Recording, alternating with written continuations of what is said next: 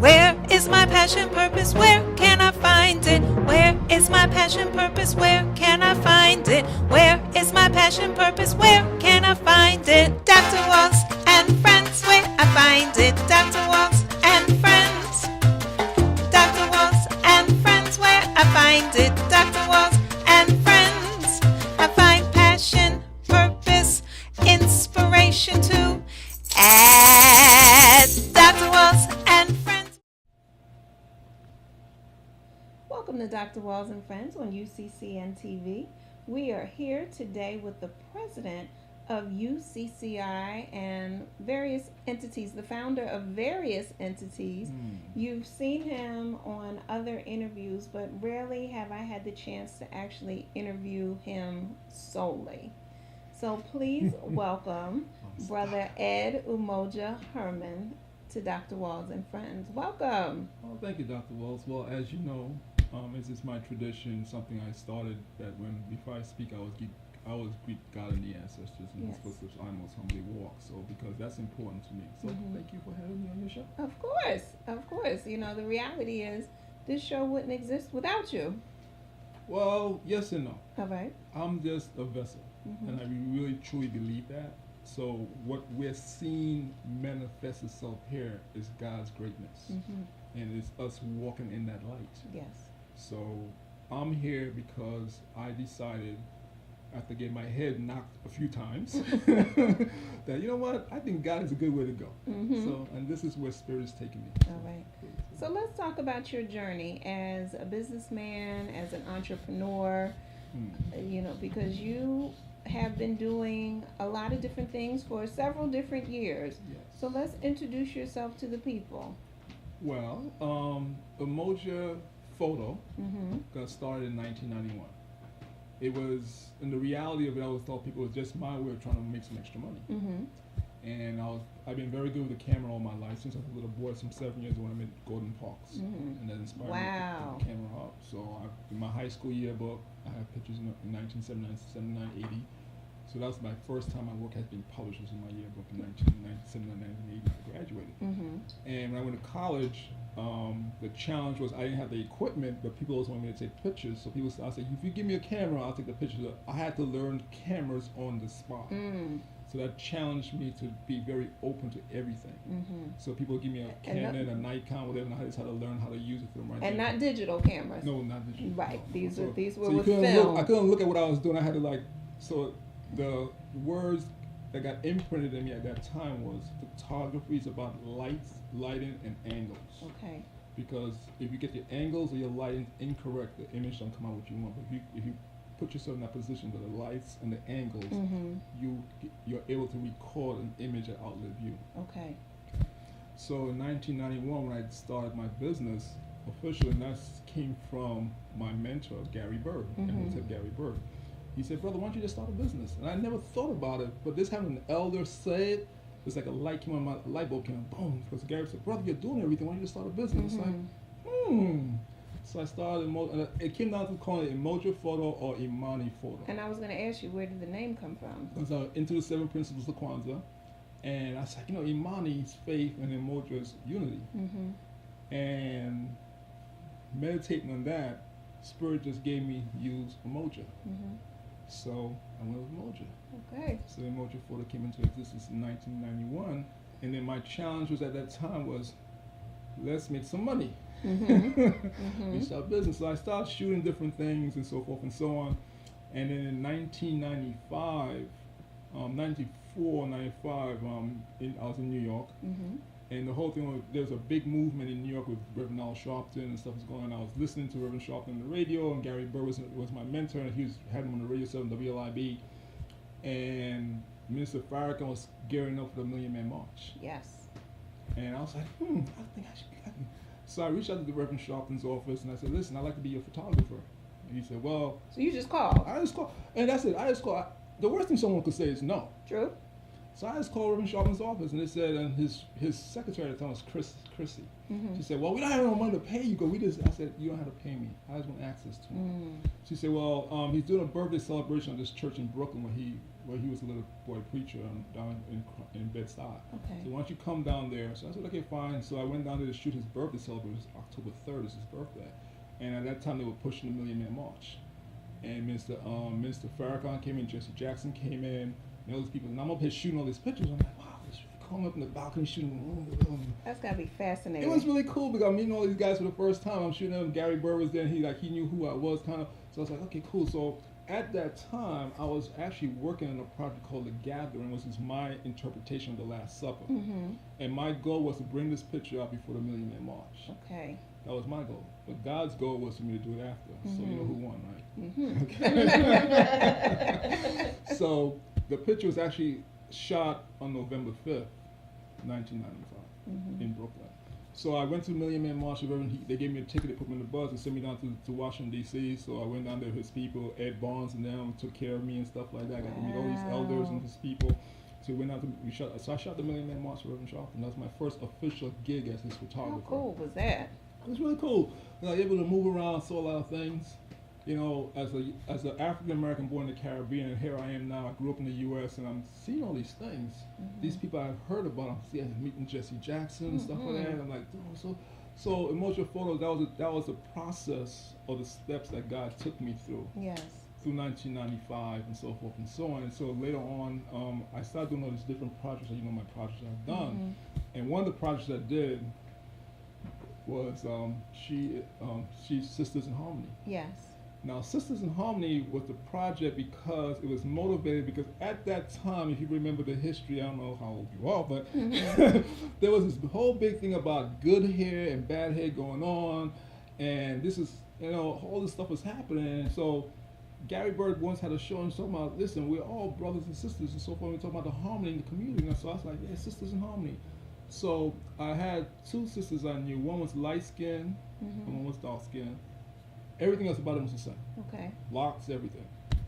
So I brought them together. They didn't even know each other. One lived in Brooklyn, one lived in New Jersey. So I brought the one from New Jersey to Brooklyn, and we shot this picture called Sisters in Harmony. And it did, on a business side, it did horrible. Okay. We probably sold maybe 10 copies. And what year was this? That was 1997, 98. Okay.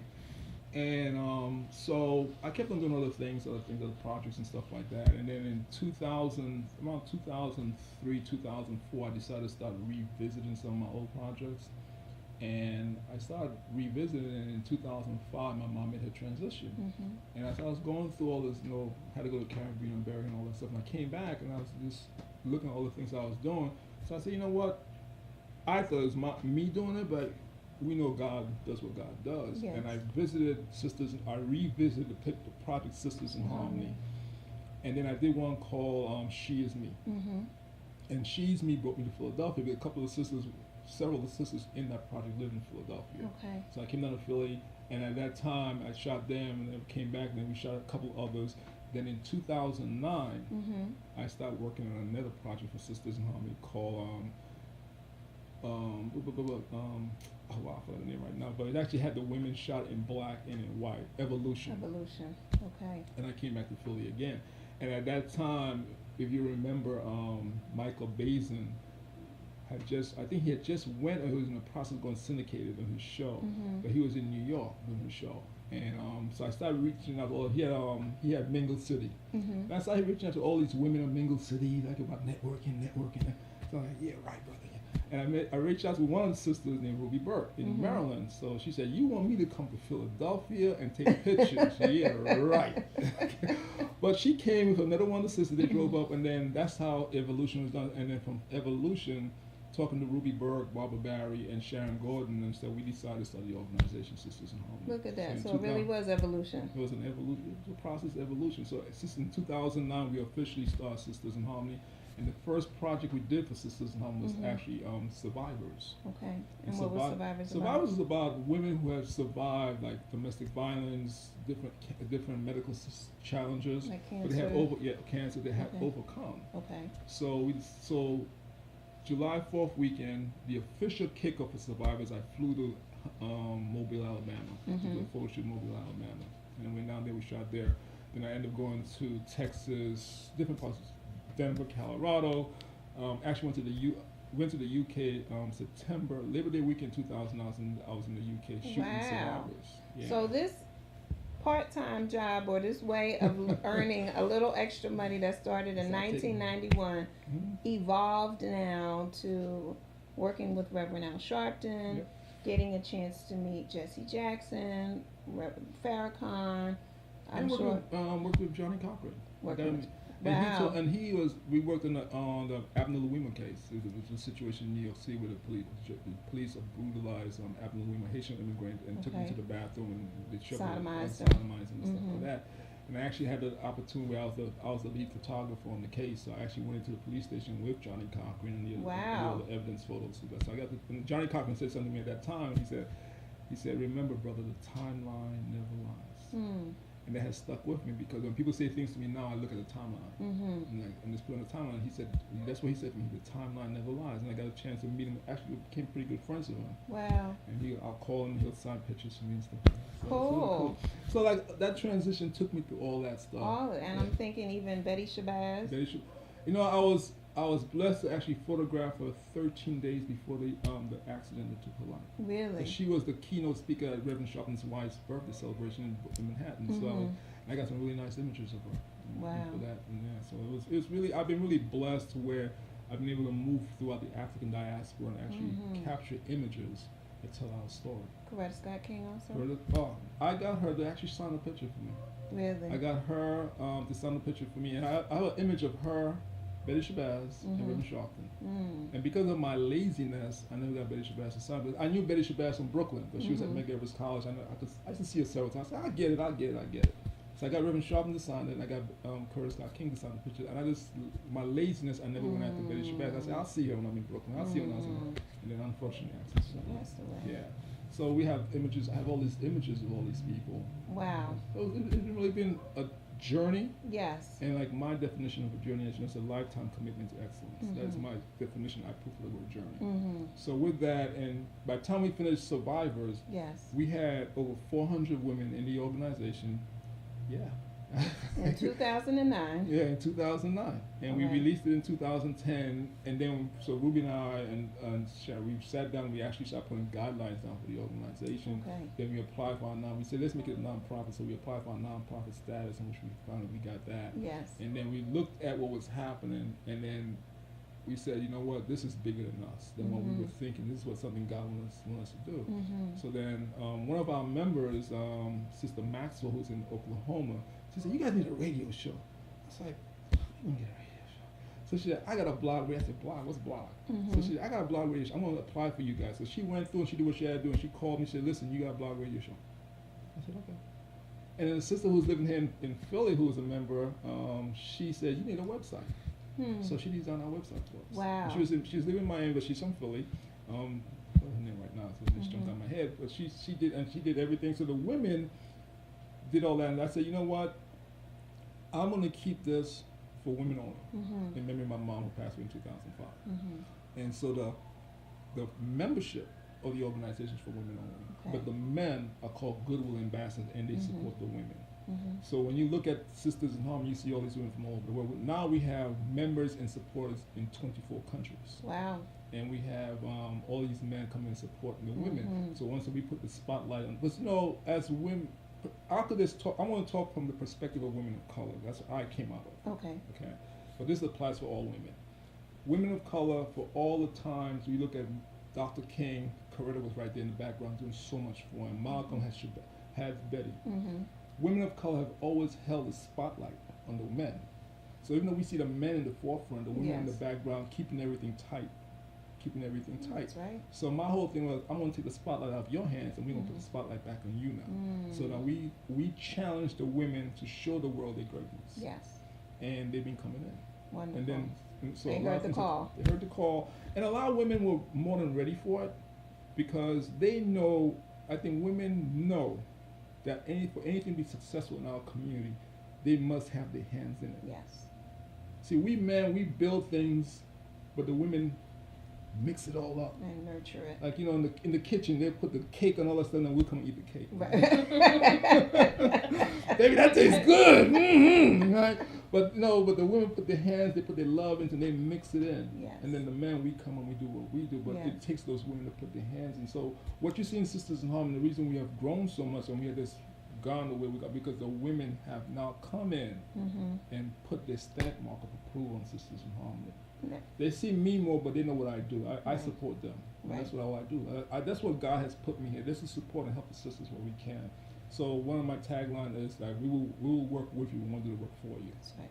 Because, right. and that's like with you. And that's how we met. Right. That's how we met. Yeah. One of the members saw me at a book signing. Yeah. And they said, you need to talk to Brother Umoja. And I'm going, who is Brother Umoja? And so Ed Herman, president of Sisters in Harmony. And so I called you and you said, yes, we need to do some work together. And you asked me that key question, what is it that you want to do? And I said, I want to have a radio show. I want to have a television show. Yes, you sure Because I want to my life reach hasn't more been the same. people in the community. That's right. Yeah. Because I can work behind the scenes in the office one-on-one, but I want to be able to touch more people. Yeah. And you said, no problem. And you said your infamous line, I will work with you, but I won't do the work for you. And if you put it on the table, it will sit on the table until you come and pick it up. Yeah. But you didn't ever have to worry about me putting it on the table. But that came from my grandfather, who grew up in the Caribbean St. Lucia. My grandfather was that person, was the kind of person, he will help you where he could, but don't expect him to do everything for you. He'll be right there side by side in the farm. He's a farmer. He'll be right there with you. But if you walk away and let it, he'll walk away too, because it's your stuff. He's just helping you with it. So that's something I got from my grandfather. And in fact, I always said to you, when you came, about a couple months before you came, one of the women said, you know what, you need a face for Sisters in Harmony. You need to go get a movie star or something. And I was like, why do I have to get someone? Let's get someone and just work with that person and build them up. She said, no, but if you get someone who's the world knows about, like, that person brings their luggage with them. The world already have their preconceived, the ideas of that person. So if I get Halle Berry or whoever I get, the world already know who that person is and what that person's bringing to the table. I didn't want that. Right. I wanted someone we could build with. And then you came. I'm here. So, and that was very interesting, because I never thought about having a face with it until she told me about it. And when she said to me that clicked, but I did not want someone who's already established. Right. Because that person that has already established and groomed themselves in whatever circle they're in, Sisters in Harmony had to be itself. And then we met you. So Well, when we come back, we're going to talk about the 5 divisions of Sisters in Harmony and what has grown from there. All right? So the evolution continues. The journey continues. That's right. So we'll take a quick break and we'll be back shortly on Dr. Walls and Friends.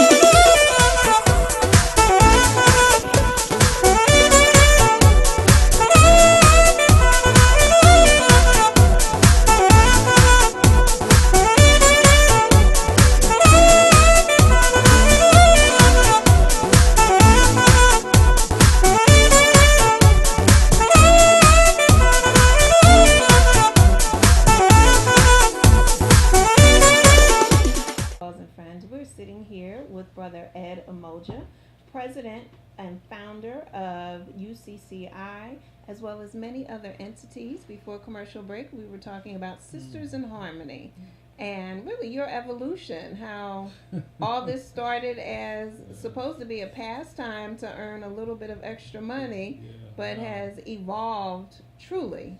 Yeah, and you know, Dr. Walls, that's something I think we have to let our young people know, is that, you know, that as we travel through the road of life, you have ideas of things you like to do, but we should not never block anything out. Yes. Because the camera was given to me by my mom as a little boy, and now it's my primary source of income now. So, and I got my degree in aerospace electronics. You know, I worked for 27 years on NASA projects and such. So, you know, we have to let our young people know that there's many avenues, many roads to get to where you want to get to. Don't be so fixated on one road. That's right. Because, you know, there might be this little detour that will help you meet people, that will help you get your main thing going. So that's very important. And I'm just even thinking about how you were trained as a NASA technician. Do I have it correct? Well, the degree is electronic technician. Specialized in aerospace electronics. Okay. And just that eye for detail. And so now, as a photographer and videographer now, because you've evolved into that, that eye for detail comes into play very as important, well. because I mean that helped me working my daytime job helped me where, you know, it's very detailed with electronic. You know, you're doing stuff for the military, you're doing stuff for aerospace, and you have to be very detailed in everything, because everything has to be signed off. So that, you know, when you do something, you have to go back and make sure the requirements and all the certifications how to get to touch the equipment. So that comes into my photography, where detail to angles and everything like that, lighting. Yes. So everything falls in. Once again, those little side roads actually give you more meat, more push for your final destination. So now let's look at that, because there were certain details to Sisters in Harmony. As you said, you, Ruby Burke, and a few others started to lay down the guidelines of Sisters in Harmony. And there are 5 components that make up Sisters in Harmony. And what are those 5 components? Well, we have a film division, we have a book division, we have a music division, we have a health division, and we have a CAW, which stands for Creative Artworks. Okay. And those 5 divisions define us as an organization. They also, some Sisters in Harmony also goes into Umoja Communications too, because those 5 divisions follow us across the whole platform, what I call the House of Umoja, where we go into the whole thing, because and the foundation of that is that we do not disrespect our women. We look for more positive things in the community, makes the community on a mental, physical, and spiritual level. And that we challenge the community to give us positive things. And I don't put my energy into saying what you're doing is not right. I don't have time for that. You do you, I'm going to do me. This is what we do over here in UCCI Sisters in Harmony. If it's for you, come on. If it's not, we then go somewhere else. Right. Empty that space out so someone else can come and fill it in. Okay. So I don't have time to challenge people for what they're doing. This is what I do. And So this is what I we heard- do. I heard Umoja photo, but now I heard the House of Umoja. Yeah, well, I So call you've grown into a house now? well, you know, the reason I started saying that a few months ago, because as we work more on the film festival, and it disturbs me that we, as, when I'm going to say people of color, we as people of color look to integrate into other people's houses. And then they take our skills and talent and make lots of money on it. I'm like, why integrate into someone else's house when we could build our own house? So I call it the House of Umoja, and I tell people the House of Umoja, you know, going back to biblical, it said, in my father's house. In my father's house there's many rooms. So if you are going to come into my father's house, be conscious that the framework you're walking into, first and foremost, is about respect to each other. Yes. We don't have to agree with each other, but let's respect each other. So when you walk into my father's house, there might be a room for film, that you'll be, or books, or this, or that. We have many rooms in my father's house. So I call it the House of Umoja, which is God-based, God-centered. So whatever you call that entity, Jah, Allah, Antur, or Dolamar, I'm cool with that. But show me what you're doing with your hands. So the House of Umoja is about positive actions on a mental, physical, and spiritual level. So that House of Unity. The House of Unity. So I heard you mention that there is a book division, a film division, and creative artwork, health, and what am I, music. Music. So you have these different divisions. And so now out of that, there has grown what? Well, came a Petron Film Festival. Okay. Wow, now we have a streaming cable channel, and that comes back to leaving ourselves open to what God gives you. Because I'm not a filmmaker. Right. Like the average person, I go to the movies, I pay my money, I watch the movie, and I go home. Yes. But you know, the interesting thing about that, billions of dollars are spent every year in the film industry, and our young people come out of schools with these degrees, and we had to show them that no matter if you're a plumber, an architect, a carpenter, all those skills are needed in the making of a movie. That's the truth. Musician. We don't even think about that. So you look at a billion-dollar industry that's all around us, and we not really tapping into that. Okay. So when PIF, Patron International Film Festival, came into existence, my whole thing now, I rebranded and I rechanged it around for the second year, where we are going to look at the business of filmmaking. Okay. And that's part of UCCI and Sisters in Harmony, the whole foundation, House of Umoja. Now, how did you come up with the name Piton International Film Festival? Well, Piton is the Twin Peaks in St. Lucia where I was born. So I was like, if I'm going to do something, I'm going to name it after where I'm from. And I love where I was born. I love where I live now, but I love where I was born. So Piton is actually the Twin Peaks on the island of St. Lucia. And international because it's not only for St. Lucia, it's for the whole world. Okay. And it's a film festival. Okay. Yeah. And so now you talk about tapping into the business of the film festival, or Yes. film industry, excuse me, and really showing young people, or people of all ages, what exists in the film industry and the opportunities that are there. Yeah. Does that become the Yeah. focus? Yeah, because when we went to St. Lucia, we found people who are doing this, who have the skills, who came to the U.S., got the skills, and went back.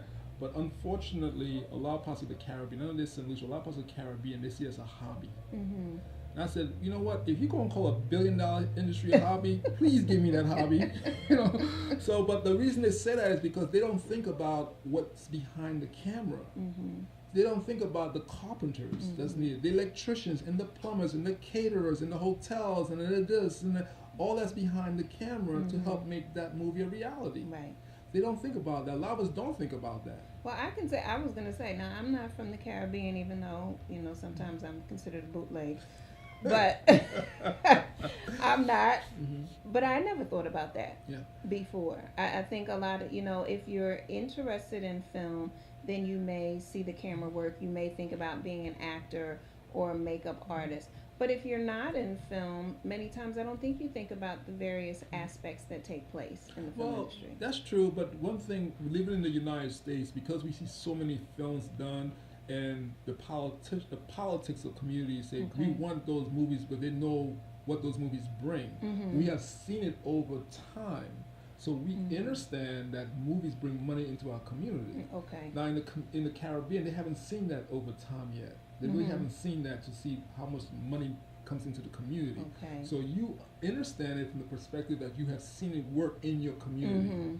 They haven't seen that yet. Okay. So the whole thing now, just show them how it works. So behind the being in camera. Philadelphia, traveling to New York, we see streets shut down, hotels filled up, restaurants filled up, transportation being used. So all these various aspects of how the economy changes due to a film. And think about how many nail salons have you seen in your community?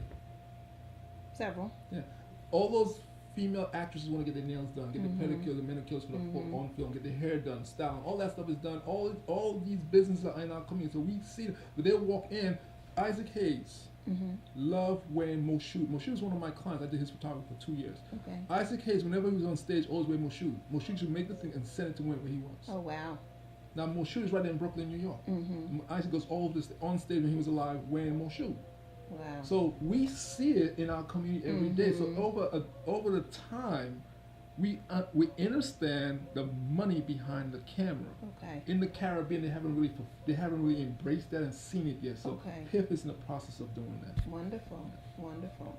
So there's PIF, Piton International Film Festival, and then you also mentioned a streaming channel. Well, we went to St. Lucia in July last year, 2014, to do the promo for PIF. And then in September, a lady named Audrey Bell Kearney came back with us in September for the action. And when she was down there, we got a chance to talk to her, and she has a channel called Her Too. And she made it she showed how it's feasible and affordable for us to have our own streaming. Yes. So instead of taking it and trying to get it on through somebody else, once again, come back to the house of Umoja. Okay. We're building our own house. So now we have the radio and we have the video now in our control where we could put it up without anyone's permission. Mm-hmm. And that Mm-hmm. comes back to the second principle of the Nguzo Saba, Kuchi Chakalita. Speak Okay. for self and do for self instead of having Mhm. someone else do it for you. Okay. So that's putting that principle into practice right now. So we have where we actually now we're able to, as the platform develops, where we have pay-per-view. Okay. Not every movie that's done goes to the cinema. Mm-hmm. So if we could show the filmmakers, the independent filmmakers mostly, how to take their movies and put it on a pay-per-view platform and make money on a worldwide basis. Mm-hmm. That's bringing income. That's bringing Ujama, cooperative economics. It brings Ujima, collective work and responsibility, into the fray in the 7 principles. Wow. So you're really working the 7 principles of Well, Kwanzaa. the 7 principles, we have to remember, the 7 principles are thousands of years old. Dr. Karenga just named it back in 1966. Our great-grandparents, even our enslaved ancestors did the 7 principles. Mhm. They just call it neighbor helping neighbor. Okay. In the 21st century, in the 20th century, Dr. Karenga called it Nguzo Saba, the Kawaida. But our ancestors did that. You think back in the 60s, and people say, hey, you're going down south, stop here, stop here, don't go there, don't go there, don't drive here. Parents tell their children, their daughters that all the time. Right. Be careful, don't go there, don't go. We are practicing the 7 principles all the time. Okay. Yeah. So what's next for Umoja Communications? What's next is the challenge of bringing the filmmakers together to let them see what we could do for them, and putting it on the international platform. Mm-hmm. Because if we tell our children to go to school and get all this education, all these degrees, Mm-hmm. the next step is what do they do when they come out of school? Yes. You cannot build a house halfway. Mm-hmm. You gotta completely build a house. Mm-hmm. So now, once our children get these degrees, is to say to them, now come and let's use your degrees and your education in the community and build the community. That's what everybody else does. Yes. Why don't we do it ourselves? Mm-hmm. Okay. So going back to basics. Going back to basics. Brick by build- brick. brick by brick, step by step, everything. We get it done. We're doing it. That's what Umoja is about, unity. Yes. That's what Umoja is. It is unity. So you unify the community on a common base. So if you go through the 7 principles, Umoja, we unify, Mm-hmm. right? We speak for ourselves. Yes. We collectively do it. Mm-hmm. We look at the economic, we bring the money to the community. We have a purpose while we're doing it. We Mhm. create our skills, and we have faith that we can do it. So those are the 7 principles. Look at that. Action. All from picking up a hobby. Picking up a hobby. Who knew? Hobby to me steps, God's ultimate gate. That's right. Plan for me. Well, I thank you so much for coming from behind the camera today and joining us in front of the camera. I always like sitting down with Dr. Wills, and every twist my arms, you got me. Yes. Well, thank you so much, It's my pleasure. and we will talk very soon. Okay, yes, we will. I go back Alright. behind the camera now. You can go behind the camera now, and we'll see you next time on Dr. Walls and Friends. And friends, where I find it,